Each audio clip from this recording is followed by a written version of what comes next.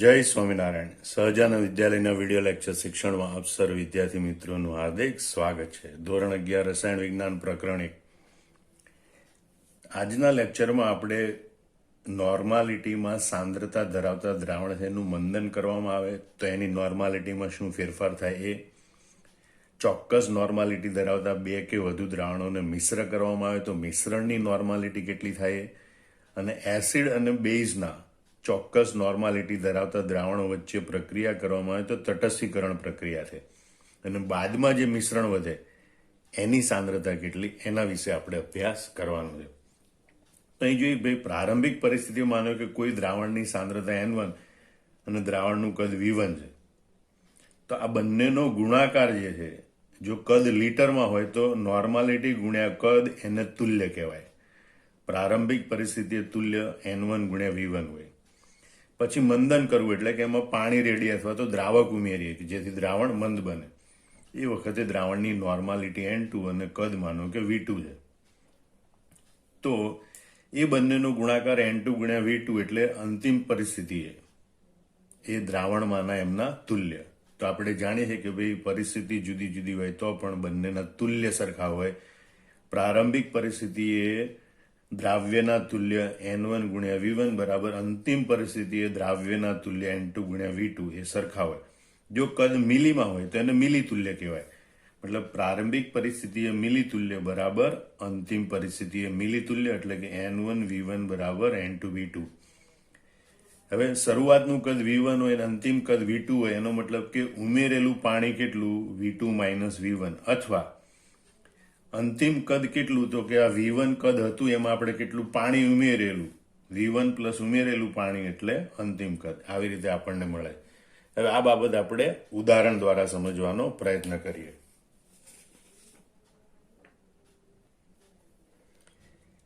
ધારો કે હું આપણા બેન દિશાબેન છે એની ઘરે હું મહેમાન બની ગયો. દિશાબેને કોઈ દી શરબત બનાવી ન હોય, પહેલી વાર શરબત બનાવવા બેઠા, 1 ગ્લાસ પાણી લઈને 4 ચમચી ખાંડ નાખી દીધી. મમ્મીએ ચાખ્યું તો શરબત છે તો બહુ વધારે પડતું ગળ્યું થઈ ગયું હતું. પછી મમ્મીએ વધારાનું 1 ગ્લાસ પાણી ઉમેરી દીધેલું. એનો મતલબ કે આ દ્રાવણમાં 4 ચમચી ખાંડ હતી, દ્રાવણ વધુ સાંદ્ર હતું. પાણી એટલે કે દ્રાવક ઉમેર્યું એટલે દ્રાવણ થોડું સાંદ્રતા ઘટી, એટલે કે દ્રાવણ થોડું મંદ બન્યું. અહીંયા 1 ગ્લાસ પાણીમાં 4 ચમચી ખાંડ હતી, હવે 2 ગ્લાસ પાણીમાં 4 ચમચી ખાંડ છે. આમ દ્રાવક ઉમેરી અને સાંદ્રતા ઘટાડવાની પ્રક્રિયા એને કહેવાય મંદન. હવે અમે પ્રયોગશાળામાં કામ કરીએ ત્યારે જ્યારે અમે ઓર્ડર આપીએ લેબોરેટરી માટે, ત્યારે અમને સલ્ફ્યુરિક એસિડનું 98% વેઇટ બાય વેઇટ 1.4 ગ્રામ પ્રતિ લીટર ઘનતાવાળું દ્રાવણ મળે. તો હવે આવું જો દ્રાવણ હોય તો એની નોર્માલિટી કેટલી, અમે સપ્રમાણતાના સૂત્રની મદદથી ગણી લઈએ કે ભાઈ ઘનતાવાળું સૂત્ર હોય તો આ પ્રમાણે નોર્માલિટી બરાબર પર્સન્ટેજ વેઇટ બાય વેઇટ ગુણ્યા D ગુણ્યા 10 ભાગ્યા તુલ્યભાર. સલ્ફ્યુરિક એસિડ માટે પર્સન્ટેજ વેઇટ બાય વેઇટ 98 છે, એની ઘનતા 1.4 છે, ગુણ્યા 10 ભાગ્યા સલ્ફ્યુરિક એસિડનો તુલ્યભાર આપણે ગણતરી કરેલી છે 49.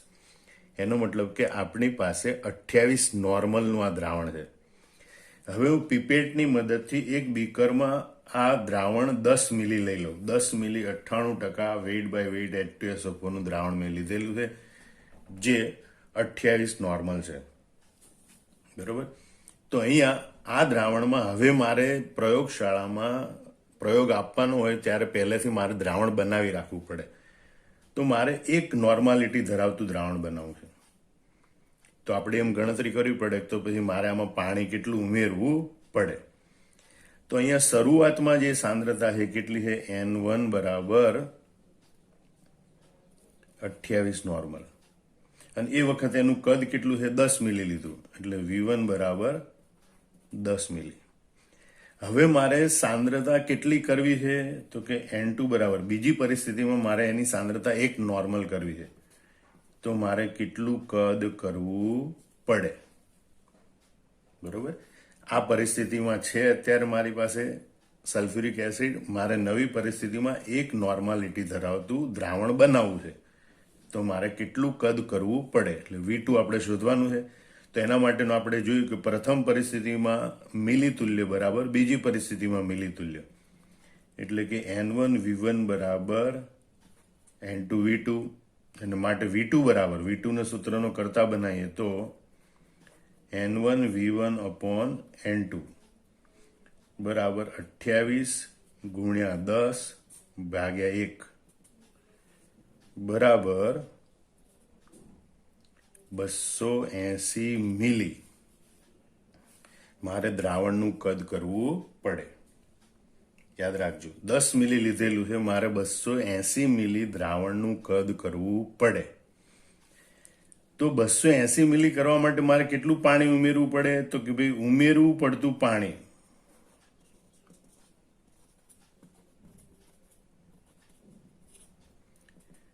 બરાબર V2 માઇનસ V1 બરાબર V2 એટલે આપણે શોધ્યું 280 મિલી માઇનસ V1 એટલે શરૂઆતમાં કદ હતું 10 મિલી બરાબર મારે 270 મિલી પાણી ઉમેરવું પડે. મતલબ આ 10 મિલી સલ્ફ્યુરિક એસિડ છે, એમાં હું 270 મિલી પાણી ઉમેરી દઉં તો જે કુલ કદ બને V2 બરાબર એ 280 મિલી બને, અને ત્યારે એ દ્રાવણની સાંદ્રતા 1 નોર્મલ થઈ જાય. તો આ રીતે આ N1V1 બરાબર N2V2 સૂત્રનો ઉપયોગ કરી આપણે જે જરૂરી હોય એ સાંદ્રતાવાળું દ્રાવણ બનાવી શકીએ મંદન કરીને. હજી પણ મારે પ્રયોગ માટે જ્યારે આપવાનું હોય ત્યારે પ્રયોગ માટે મારે 0.08 કે 0.09 સાંદ્રતાવાળું દ્રાવણ આપવાનું હોય, 0.09 નોર્મલ. અને એવું માનો કે મારે 2 લીટર દ્રાવણ બનાવું છું, કારણ કે બધા વિદ્યાર્થીઓનું 10-15 મિલી પ્રયોગ માટે આપું તો પણ મારે 2 લીટર દ્રાવણની જરૂર પડે, એટલે કે 2000 મિલી દ્રાવણની જરૂર પડે. તો મારે જે આ એક નોર્માલિટી વાળું દ્રાવણ 200 મિલી છે, પણ એમાંથી મારે કેટલા મિલી લેવા પડે? બરોબર. તો આમાં આપણે અત્યારે 280 મિલી તો કુલ છે, પણ એમાંથી મારે કેટલા લેવા પડે? તો આપણે કહીએ ભાઈ N2V2 બરાબર N3V3, મતલબ કે N2 સાંદ્રતાવાળું દ્રાવણ મારે કેટલું કદ લેવું પડે?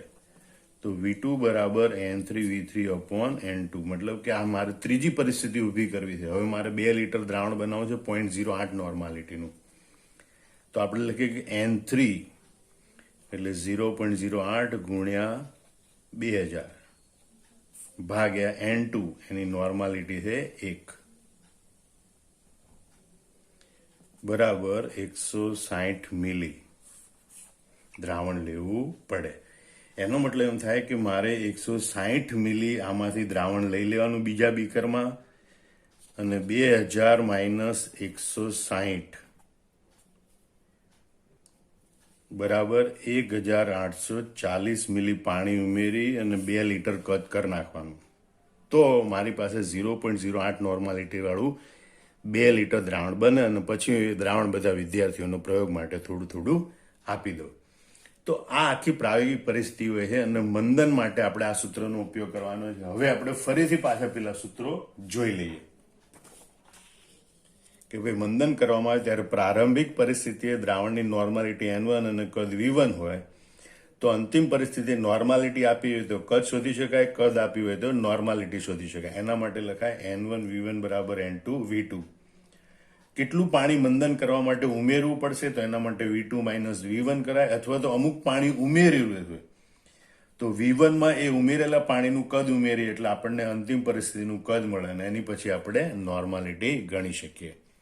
હવે આપણે મિશ્રણનો કન્સેપ્ટ ક્લિયર કરીએ કે ભાઈ N1 સપ્રમાણતા એટલે કે નોર્માલિટી અને V1 કદ ધરાવતા દ્રાવણને N2 સપ્રમાણતા અને V2 કદ ધરાવતા દ્રાવણ સાથે મિશ્ર કરવામાં આવે તો મિશ્રણ બની ગયા પછી એ મિશ્રણની નોર્માલિટી એટલે સપ્રમાણતા કેટલી? તો એના માટેનું સૂત્ર છે N1V1 plus N2V2 upon V1 plus V2. વધારે દ્રાવણો મિશ્ર કર્યા હોય તો N1V1 plus N2V2 plus N3V3 upon V1 plus V2 plus V3. પણ અહીંયા એ દ્રાવણો બધા એક જ પદાર્થના હોવા જોઈએ, મતલબ કે HCl નું દ્રાવણ હોય તો બધા HCl ના મિશ્ર કરવાના, બરોબર. NOH નું દ્રાવણ હોય તો બધા NOH ના દ્રાવણ મિશ્ર કરવાના. આને પણ આપણે ઉદાહરણ દ્વારા સમજીએ. એ પ્રયોગશાળામાં મેં જુદા જુદા પ્રયોગો માટે બધા વિદ્યાર્થીઓને દ્રાવણ બનાવવા માટે આપી દીધેલા હોય તો એક વખત એવું થયું કે 2 બોટલમાં HClના દ્રાવણ જુદા જુદા પડ્યા હતા.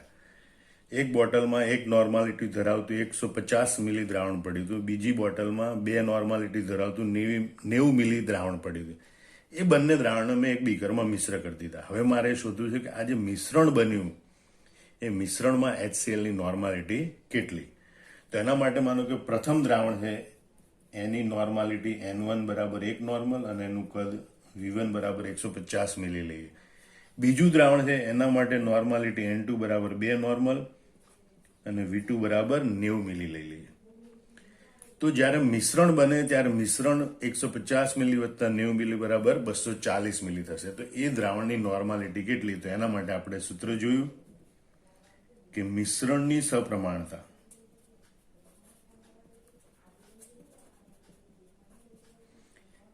N બરાબર N1 V1 plus N2 V2 upon V1 plus V2. હવે આ કિંમતો આપણે આમાં મૂકીએ ગણતરી માટે. તો N1 V1 એટલે 1 ગુણ્યા 150 વત્તા 2 ગુણ્યા 90 ભાગ્યા 150 વત્તા 90 V1 પ્લસ V2. 150 ગુણ્યા 1 એટલે 150 વત્તા 9 દુ 18 એટલે 180 ભાગ્યા 150 વત્તા 90 એટલે 240. 150 વત્તા 180 એટલે 330 ભાગ્યા 240 બરાબર 1.375 નોર્મલ. મતલબ કે મિશ્રણની સપ્રમાણતા એ આપણને 1.375 નોર્મલ માલુમ પડશે. તો આ રીતે ઘણી વખત આપણને મિશ્રણની સપ્રમાણતા શોધવાના દાખલા પૂછે, અથવા અહીંયાથી તમને મિશ્રણની સપ્રમાણતા આપી દીધેલી હોય તો પહેલા દ્રાવણની કે બીજા દ્રાવણની સપ્રમાણતા શોધવાનું પણ પૂછી શકે, ઊંધું પણ પૂછી શકે. એટલે સૂત્રમાંથી કોઈ પણ એકાદ પદ છે એને ઓછું કરી અને બાકીના પદ આપેલા હોય તો પણ તમે આ સૂત્રની મદદથી દાખલો ગણી શકો. હવે આપણે જોઈએ તટસ્થીકરણ. એસિડ અને બેઝ વચ્ચે થતી પ્રક્રિયા છે તટસ્થીકરણની પ્રક્રિયા છે. તો આપણે જોઈએ કે NB નોર્માલિટી ધરાવતા VB મિલી કદના બેઝના દ્રાવણ વડે W ગ્રામ એસિડનું તટસ્થીકરણ થાય તો. હવે તમે જો અહીંયા એનો મતલબ એમ થાય કે બેઝના તુલ્ય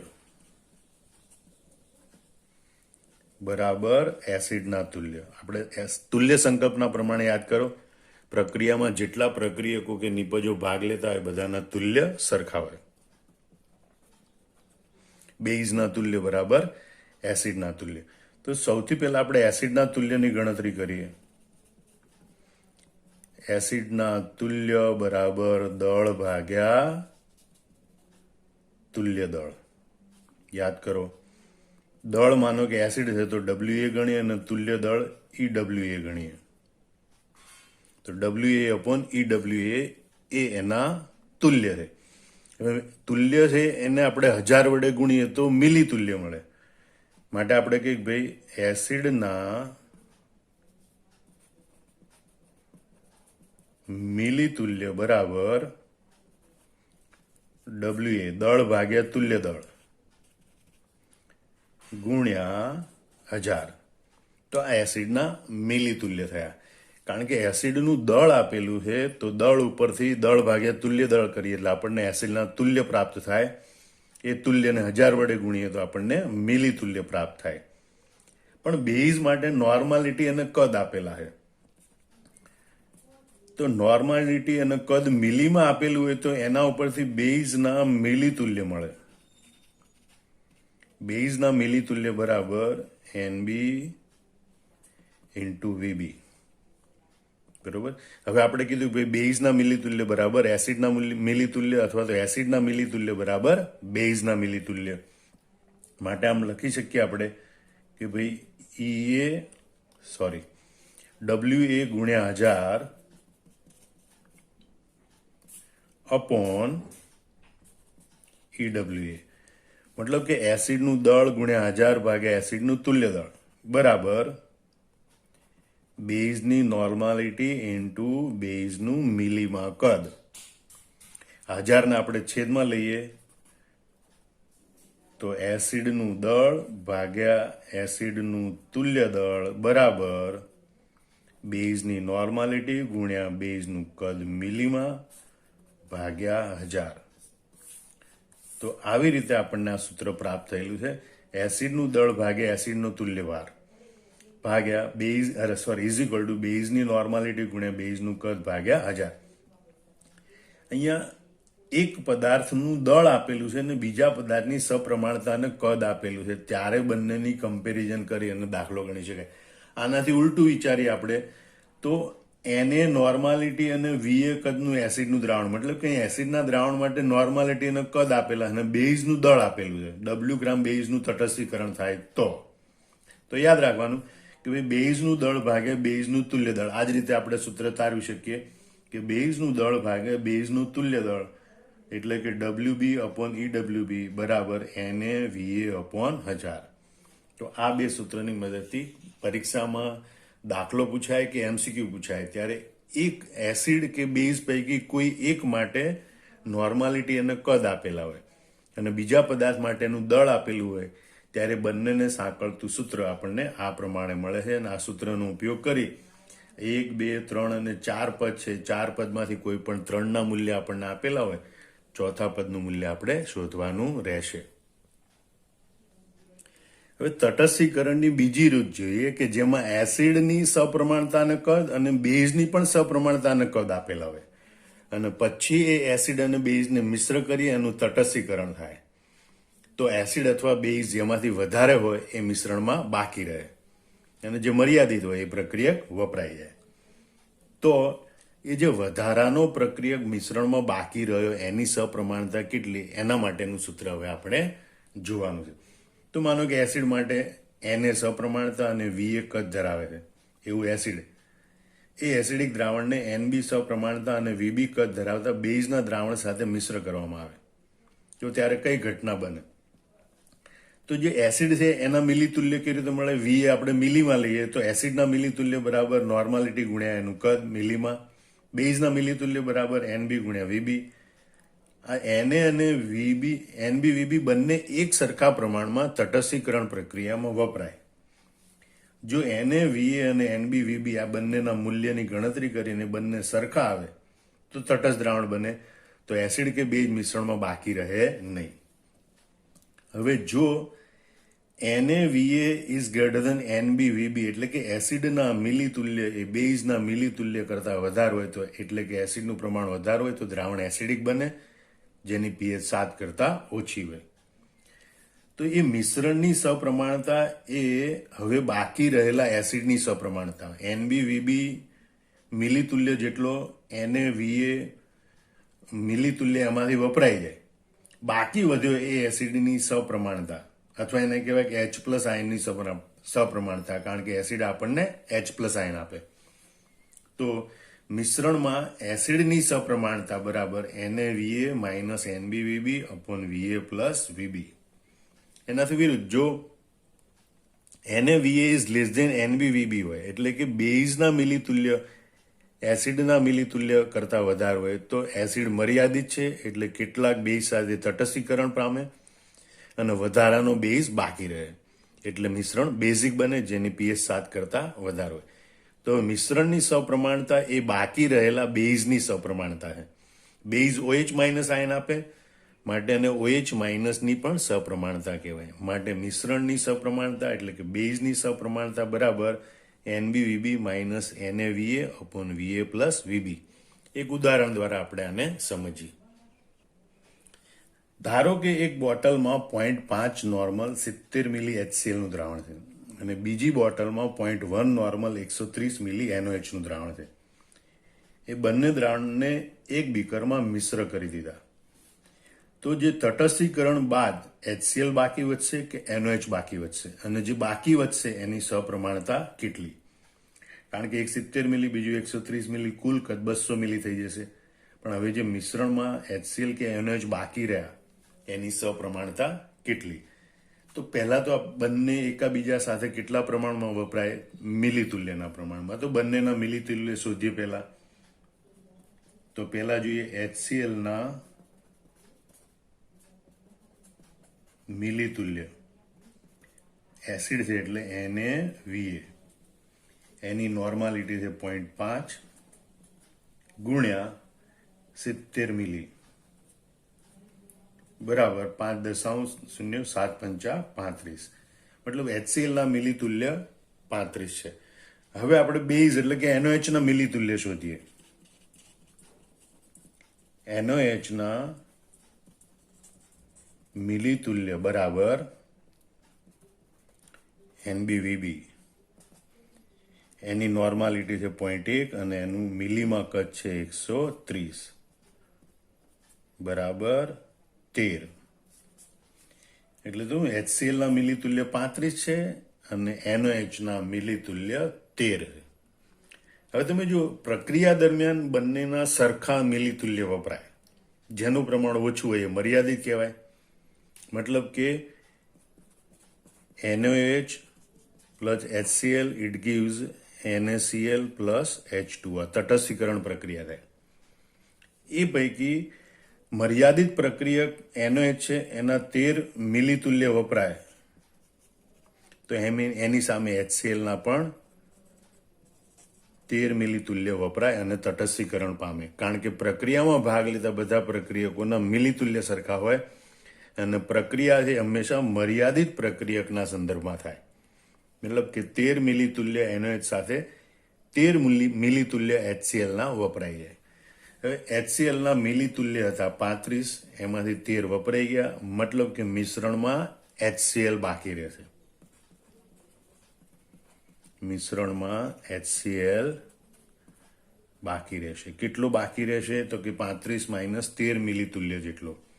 બરોબર. હવે આ પ્રમાણે જો HCl બાકી રહેતો હોય તો આપણે કહેવાય કે બાકી રહેતા HCl ની સપ્રમાણતા અથવા તો એને કહેવાય H પ્લસ આયનની સપ્રમાણતા અથવા તો કહેવાય મિશ્રણની સપ્રમાણતા NHCl અથવા તો N મિક્સર બરાબર. તો આ બંનેના મિલીતુલ્યની બાદબાકી કરવી પડે. વધારો એમાંથી ઓછા બાદ કરવાના. NaVa minus NbVb upon Va plus Vb is equal two, હવે NaVa બરાબર કેટલા આવ્યા હતા આપણી પાસે? 35 માઇનસ NbVb કેટલા હતા? 13 અપોન Va પ્લસ Vb એટલે કે Va એટલે એનું એસિડનું કદ હતું 70 પ્લસ બેઝનું કદ હતું 130 ઇઝ ઇક્વલ ટુ 35 માંથી 13 જાય તો 22 ભાગ્યા 200 બરાબર 0.11 નોર્મલ. મતલબ કે મિશ્રણની સપ્રમાણતા 0.11 નોર્મલ ગણાય અથવા તો તટસ્થીકરણ બાદ બાકી રહેતા HCl ની સપ્રમાણતા 0.11 નોર્મલ કહેવાય અથવા તો દ્રાવણમાં H પ્લસ આયનની સાંદ્રતા 0.11 નોર્મલ કહેવાય. હવે આપણે કેટલાક ઉદાહરણો દ્વારા દાખલા કે MCQ સમજવાનો પ્રયત્ન કરીએ. ઉદાહરણ 1 લિટર 2 નોર્મલ H2SO4 ના દ્રાવણમાં 5 લિટર પાણી ઉમેરી મંદ કરતા બનતા દ્રાવણની નોર્માલિટી. મતલબ અહીં મંદન કરવામાં આવે છે એટલે પ્રારંભિક પરિસ્થિતિ અને અંતિમ પરિસ્થિતિની વાત હોય. પ્રારંભિક પરિસ્થિતિ એ H2SO4 ના દ્રાવણની સાંદ્રતા નોર્માલિટી બરાબર 2 નોર્મલ અને કદ 1 લિટર છે. અંતિમ પરિસ્થિતિ એ નોર્માલિટી બરાબર કેટલી એ આપણે શોધવાની છે અને કદ V1 પ્લસ ઉમેરેલું પાણી, કારણ કે પાણી ઉમેરીને મંદન કરેલું છે. V1 એટલે શરૂઆતનું કદ હતું 1 લિટર વત્તા પાણી ઉમેર્યું 5 લિટર બરાબર 6 લિટર. ધ્યાન રાખજો અહીંયા એમ નથી કીધું કે દ્રાવણ 5 લિટર બનાવ્યું 1 લિટરમાંથી, પણ એમ કીધું છે કે 5 લિટર પાણી ઉમેર્યું. 1 લિટર દ્રાવણ હતું, 5 લિટર પાણી ઉમેર્યું એટલે 6 લિટર દ્રાવણ થાય. એટલે અંતિમ પરિસ્થિતિએ દ્રાવણનું કદ 6 લિટર થાય. એ વખતે સપ્રમાણતા કેટલી? તો બંને પરિસ્થિતિમાં મિલીતુલ્ય સરખાવવા માટે સૂત્ર આપણે આમ લખીએ N1V1 બરાબર N2 V2 માટે N1 બરાબર 2 ગુણ્યા 1 બરાબર N2 આપણે શોધવાનું છે અને V2 બરાબર 6 લીટર અને માટે N2 બરાબર 2 ગુણ્યા 1 ભાગ્યા 6 બરાબર 0.33 નોર્મલ. આમ 5 લીટર પાણી ઉમેર્યા પછી જે દ્રાવણ બનશે એની નોર્માલિટી 0.33 હશે, જે અહીંયા વિકલ્પ ડી માં આપેલ છે, માટે વિકલ્પ ડી એ અહીંયા સાચો છે. બીજું ઉદાહરણ જોઈએ. 10 મિલી 10 નોર્મલ HCl ના દ્રાવણની સાંદ્રતા 0.1 નોર્મલ કરવા માટે કેટલા મિલી પાણી ઉમેરવું પડે? અહીંયા પણ મંદનની વાત છે, એટલે પ્રારંભિક પરિસ્થિતિ અને અંતિમ પરિસ્થિતિ માટે સપ્રમાણતા અને કદ દર્શાવવાના. પ્રારંભિક પરિસ્થિતિએ HCl ની સપ્રમાણતા N1 બરાબર 10 નોર્મલ અને કદ V1 બરાબર 10 મિલી. અંતિમ પરિસ્થિતિએ સાંદ્રતા આપણે કરવાની છે એની ઘટાડીને 0.1 નોર્મલ, મતલબ કે 10 નોર્મલમાંથી ઘટાડીને 0.1 નોર્મલ કરવી હોય તો અમુક પાણી ઉમેરવું પડે. પણ આપણે ત્યારે જોઈએ ત્યારે દ્રાવણનું કદ કેટલું કરવું પડે, V2. તો અહીંયા પ્રારંભિક પરિસ્થિતિએ મિલીતુલ્ય N1 V1 બરાબર અંતિમ પરિસ્થિતિએ મિલીતુલ્ય N2 V2 માટે 10 ગુણ્યા 10 બરાબર N2 એટલે 0.1 ગુણ્યા V2 અને માટે V2 બરાબર 10 ગુણ્યા 10 ભાગ્યા 0.1 બરાબર 1000 મિલી. ઘણા એમ લાગે કે આ જવાબ આવી ગયો, આ જવાબ નથી. આ તો આપણે કીધું 1000 મિલી દ્રાવણનું કદ કરવું પડે, તો પાણી કેટલું ઉમેરવું પડે? તો ઉમેરવું પડતું પાણી બરાબર V2 માઇનસ V1. હવે V2 એટલે અંતિમ કદ કેટલું આવ્યું? 1000 મિલી માઇનસ શરૂઆતનું કદ V1 કેટલું હતું? 10 મિલી બરાબર 990 મિલી પાણી ઉમેરવું પડે અને એ અહીંયા વિકલ્પ એ માં આપેલું છે, માટે વિકલ્પ એ સાચો છે. ત્રીજું ઉદાહરણ જોઈએ આપણે. 25 મિલી 3.0 નોર્મલ HNO3 ને 75 મિલી 4.0 નોર્મલ HNO3 સાથે મિશ્ર કરતા બનતા મિશ્રણમાં HNO3 ની સપ્રમાણતા કેટલી? અહીંયા બે મિશ્રણ છે. પ્રથમ મિશ્રણ માટે અને બીજા મિશ્રણ માટે મિલીતુલ્ય શોધવા હોય તો બંનેની સપ્રમાણતા અને કદ લખીએ. પ્રથમ મિશ્રણ માટે નોર્માલિટી બરાબર 3.0 અને કદ V1 બરાબર 25 મિલી. બીજા મિશ્રણ માટે પહેલું મિશ્રણ 25 મિલી 3.0 નોર્માલિટી વાળું, બીજું મિશ્રણ 75 મિલી 4.0 નોર્માલિટી વાળું, એટલે N2 બરાબર 4.0 અને V2 બરાબર 75 મિલી. બરોબર. હવે આપણે મિશ્રણની નોર્માલિટી અથવા તો મિશ્રણની સપ્રમાણતા એનું સૂત્ર આપણે આમ ભણી ગયા કે N mixture is equal two N1 V1 plus N2 V2 upon V1 plus V2. બરોબર. એમાં બધી કિંમતો મૂકી આપણે ઇઝ ઇક્વલ ટુ N1 3 અને V1 25 એટલે કે 3 ગુણ્યા 25 વત્તા N2 4 અને V2 75 એટલે કે 4 ગુણ્યા 75 અપોન V1 પ્લસ V2 બરાબર 25 પ્લસ 75 ઇઝ ઇક્વલ ટુ 25 તરી અહીંયા 75 વત્તા 75 ગુણ્યા 4, 75 ના ડબલ 150 ગુણ્યા 2 એટલે 300 ભાગ્યા 25 વત્તા 75 એટલે 100. 300 વત્તા 75 એટલે 375 ભાગ્યા 100 બરાબર 3.75 નોર્મલ. આ થઈ ગયું તમારી મિશ્રણની સપ્રમાણતા મતલબ કે HNO3 ની મિશ્રણમાં સપ્રમાણતા 3.75 નોર્મલ. અને આ જવાબ વિકલ્પ સી માં આપેલો છે, માટે અહીંયા વિકલ્પ સી એ સાચો છે. તો આ રીતે તમે આ સૂત્રની મદદથી મિશ્રણની સપ્રમાણતા શોધી શકો. ઉદાહરણ 4 જોઈએ આપણે. 20 મિલી 0.2 નોર્મલ HCl ને 30 મિલી 0.25 નોર્મલ NaOH સાથે મિશ્ર કરવામાં આવે તો મિશ્રણમાં આ ચારમાંથી કઈ પરિસ્થિતિ જોવા મળશે? HCl ની સાંદ્રતા 3.5 નોર્મલ વધશે કે NaOH ની સાંદ્રતા 3.5 નોર્મલ થશે? HCl ની સાંદ્રતા 0.07 નોર્મલ થશે કે NaOH ની સાંદ્રતા 0.07 નોર્મલ થશે? તો આપણે બંનેના એસિડ અને બેઝ વચ્ચેની પ્રક્રિયા થતી હોય ત્યારે બંનેના મિલીતુલ્યની ગણતરી કરવી પડે. તો સૌથી પહેલા આપણે એસિડ HCl માટે જોઈએ. તો એના માટે સપ્રમાણતા બરાબર 0.2 નોર્મલ અને કદ VA બરાબર 20 મિલી. અને માટે HCl ના મિલીતુલ્ય NaVA બરાબર 0.2 ગુણ્યા 20 બરાબર 4. હવે એવી જ ગણતરી આપણે બેઝ માટે કરીએ.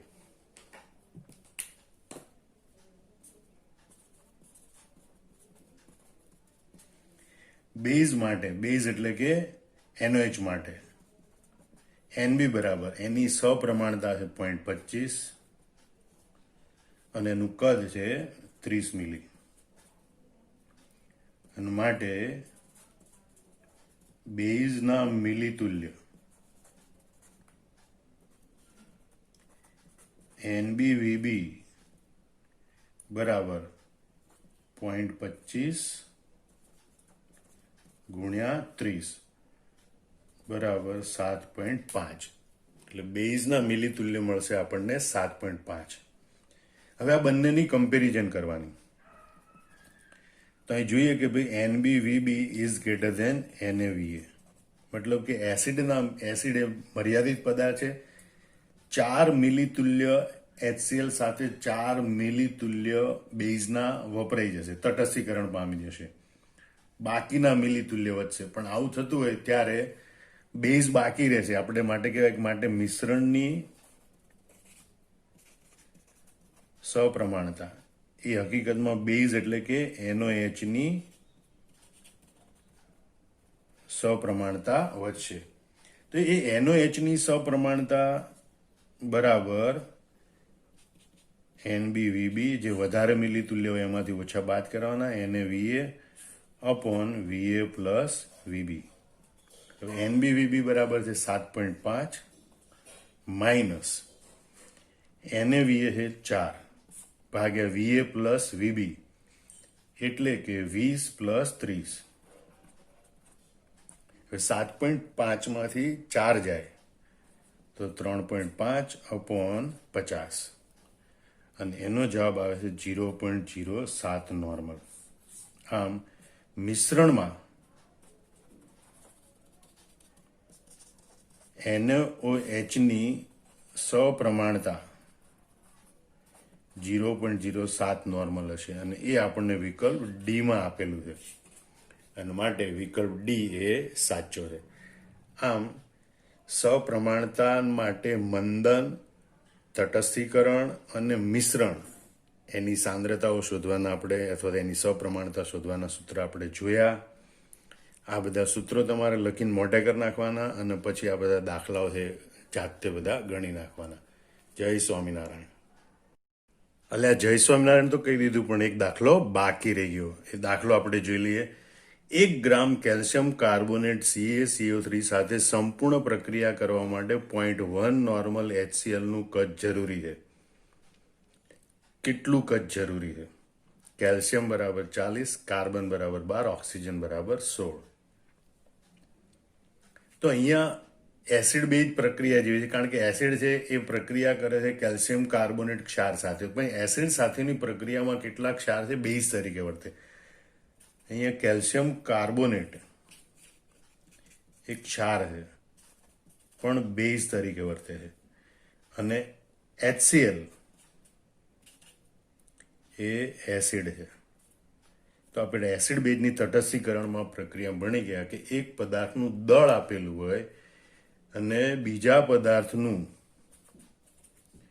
કદ સપ્રમાણતા આપેલી હોય ત્યારે આપણે આવી રીતે સૂત્ર લખીએ છીએ. માનો કે આને બેઝ ગણી લઈએ તો બેઝનું દળ ભાગે બેઝનું તુલ્ય દળ બરાબર. એસિડ માટે એસિડના મિલીતુલ્ય એને VA અપોન 1000 એના મિલીતુલ્ય ભાગ્યા 1000. તો આ રીતે આપણે સૂત્ર લખીએ છીએ. હવે આમાં જે પદો છે બધાની આપણે યાદી બનાવીએ. તો WB એટલે કે બેઝ એટલે કે ક્ષાર કેલ્શિયમ કાર્બોનેટનું દળ. તો સૌથી પહેલા આપણે જોઈએ CaCO3 નું દળ WB બરાબર એ 1 ગ્રામ રકમમાં આપેલું છે. રકમમાં એ 1 ગ્રામ આપેલું. તુલ્ય ભાર કેલ્શિયમ કાર્બોનેટનો, તો એનો તુલ્ય ભાર શોધવો હોય તો પહેલા મોલર દળ શોધવું પડે. તો આપણે જોઈએ કે ભાઈ CaCO3 નું મોલર દળ બરાબર 1 CA વત્તા 1 C વત્તા 3 O. કેલ્શિયમનો પરમાણુ ભાર 40 વત્તા કાર્બનનો પરમાણુ ભાર 12 વત્તા 3 ઓક્સિજનનો પરમાણુ ભાર 16.